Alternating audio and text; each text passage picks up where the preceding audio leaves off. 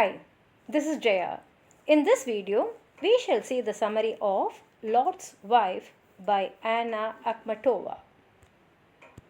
Lot's Wife is translated by Stanley Kunitz and Max Hayward, and Anna Andreevna Akhmatova was born Anna Gorinka. That is, her name originally was Anna Gorinka in Odisha, that is in Ukraine. Her father felt that she will bring shame to the family by writing, therefore she was forced to take a pen name, which is Anna Akhmatova.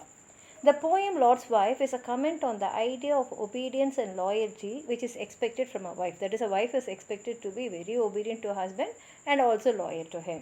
And this story is from the Bible.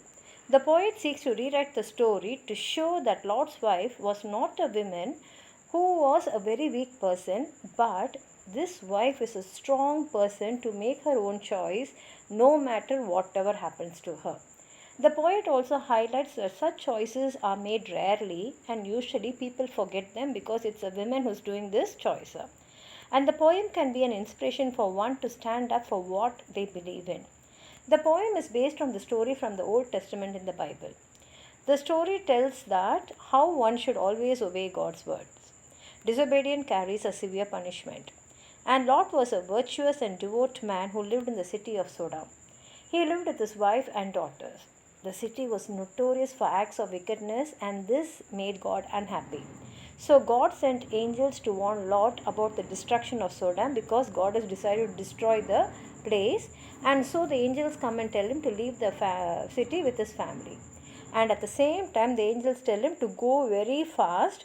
And the condition is they should not look back at any cost. Whatever happens, even if they hear someone calling them also, they should not turn and look back. Lot, who is his wife, and his daughters obediently head out of the city without looking back. But after walking for some distance, Lot's wife is unable to resist herself and she turns and looks back. Immediately, she turns into a pillar of salt. And this story has been used as a warning for all the wives to be obedient to the husband. That is, if the husband says, the wife should listen. She should not question or she should not disobey him. And they are warned of dire consequences of disobedience. Lot's wife is portrayed as a woman who is an individual and asserts a personality through her choice. She is made to pay a price for making that choice. The title of the poem is significant because it not only tells about the story of the Bible, but also tells us that the woman is not named. She is only told as Lot's wife, that is so and so's wife. And rest of the poem attempts to create a persona of this nameless person. It is interesting to note that just as Lot's wife is nameless, the men in the poem too become nameless. Lot is referred to only as the just man. That is, he is a correct man. He is just a man or a man who has the power to stand on judgment on his wife. The poem begins with Lot following the path shown by God without any hesitation or doubt. His wife, however, is pestered by a restless voice reminding her of her home and the people who shared her life with her sons and daughters, blessed your marriage bed. The first two stanzas bring out the contrast between Lot and his wife.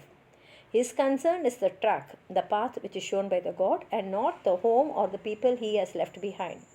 He carries no burdens of relationship, but it is his wife who has built relationships. Her path is not a straight path but circular as indicated by the spinning shed or fixed as shown by the marriage bed. These are concerns she cannot leave and walk away from. She turns to see all that was dear to her destroyed. The pain and anguish it causes her stops her and turns her into a pillar of salt. The poet wonders who will grieve for her since she is left all alone. The pillar is all alone. And soon she will also be forgotten. The poet hence celebrates her courage through this poem.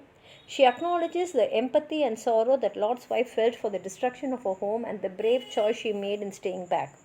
Lot's wife is not a passive being without agency, but one who makes a choice while knowing and accepting that there are going to be consequences for her action.